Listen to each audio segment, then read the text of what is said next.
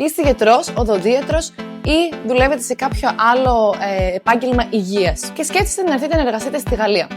Αναρωτιέστε λοιπόν αν θα πρέπει να βρείτε πρώτο την πόλη που θα δουλέψετε ή την θέση στην οποία θα εργαστείτε. Αυτό το ερώτημα μας κάνουν οι περισσότεροι υποψήφοι που θέλουν να μετακομίσουν στη Γαλλία και γι' αυτό το λόγο θα σας εξηγήσω σε αυτό εδώ το βίντεο πώς να πάρετε τη σωστή απόφαση.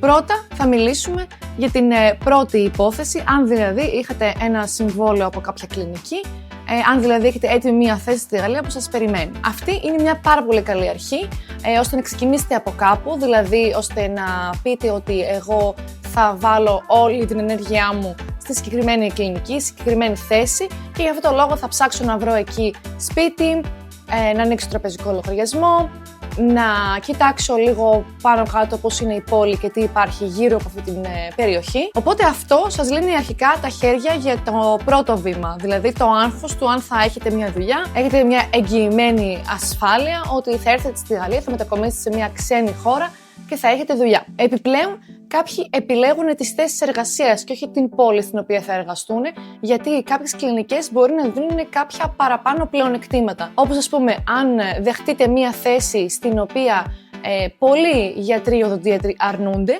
θα έχετε παραπάνω πλεονεκτήματα, όπως ας πούμε, ίσως ένα μεγαλύτερο μισθό, ίσως να σας παρέχουν κάποια παθήματα γαλλικών, με κάποιες μετεκπαιδεύσεις, εφόσον ξεκινήσετε να δουλεύετε κτλ. Αυτά λοιπόν είναι κάποια από τα πλεονεκτήματα αν επιλέξετε να βρείτε πρώτα τη θέση εργασίας. Αν επιλέξετε να βρείτε πρώτα την πόλη όπου θα δουλέψετε, τότε θα πρέπει να κοιτάξουμε τι ακριβώς ψάχνετε να κάνετε στη Γαλλία. Θέλετε να κάνετε μια ωραία ζωή, να δουλεύετε αλλά και να περνάτε ωραία παράλληλα. Θέλετε απλά να έρθετε για κάποια χρόνια να μαζέψετε λίγα χρήματα και να γυρίσετε στην Ελλάδα. Θέλετε να έρθετε και να είσαστε σε μια ήρεμη περιοχή, ήσυχη, όχι με πολύ κόσμο και λίγο πιο οικογενειακά. Αυτό λοιπόν εξαρτάται από εσάς. Αν λοιπόν επιλέξετε να βρείτε πρώτα την πόλη στην οποία θα εργαστείτε, εγώ φυσικά θα σας δώσω κάποιες επιλογές ανάλογα με τι ζητάτε. Π.χ. ας πούμε, αν είστε νέος και αν θέλετε να έρθετε εδώ πέρα για να κάνετε επίσης μια ωραία ζωή, εγώ θα σας πω, ας πούμε, ναι, μπορούμε να ψάξουμε θέσεις εργασίας στις μεγάλες πόλεις, όπως είναι το Παρίσι, η Λιόν, η Μασσαλία, το Μπορντό. Αν όμως θέλετε να έρθετε για να κάνετε μια πιο ήρεμη ζωή, μια πιο οικογενειακή ζωή, ας το πούμε έτσι, θα σας προτείνω επίσης 2-3 πόλεις πιο μικρές, πιο ήρεμες, όπως ας πούμε είναι η Ορλεάνη, η Γάνς ή η Αμιένη. Από την άλλη βέβαια, αν θέλετε να πάτε σε μια πόλη που έχει λίγο παρόμοιο κλίμα με της Ελλάδος, θα σας προτείνω να πάτε στα νότια. Αν δεν έχετε πρόβλημα με τον καιρό, τότε θα σας προτείνω να πάτε στα βόρεια. Εξαρτάται λοιπόν στο τι ζητάτε να έχει η πόλη στην οποία θα μένετε. Εφόσον λοιπόν βρούμε μαζί την πόλη που θα δουλέψετε, μπορεί αυτή να είναι μία πόλη, μπορεί να είναι 2 πόλεις.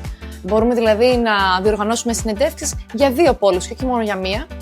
Τότε μπορείτε να πάρετε μία απόφαση σε ποια κλινική θέλετε να δουλέψετε από όλες αυτές τις οποίες κάνετε συνέντευξη στην πόλη που είχατε πρωτίστως διαλέξει. Κλείνοντας λοιπόν το βίντεο, η απάντηση στο ερώτημα αν πρέπει πρώτα να διαλέξετε την πόλη ή την θέση εργασίας, αυτό εξαρτάται από εσάς. Το βασικό σε όλη αυτή την υπόθεση είναι να σκεφτείτε καλά το τι θέλετε, να έχετε στο νου σας κάποιο συγκεκριμένο σχέδιο, ώστε να μην μπερδευτείτε και χάσετε χρόνο. Έτσι λοιπόν και με την δικιά μου βοήθεια θα μου πείτε πάνω κάτω τι ψάχνετε από τη Γαλλία και έτσι λοιπόν θα σας βοηθήσω να χτίσουμε μαζί το πλάνο εργασίας σας στη Γαλλία. Γι' αυτό λοιπόν, αν σκέφτεστε ότι πρέπει αναγκαστικά να διαλέξετε είτε πόλη είτε θέση εργασίας, τότε μπορείτε να με καλέσετε και να σας δώσω αρκετές λύσεις και να σας βοηθήσω στο πλάνο σας.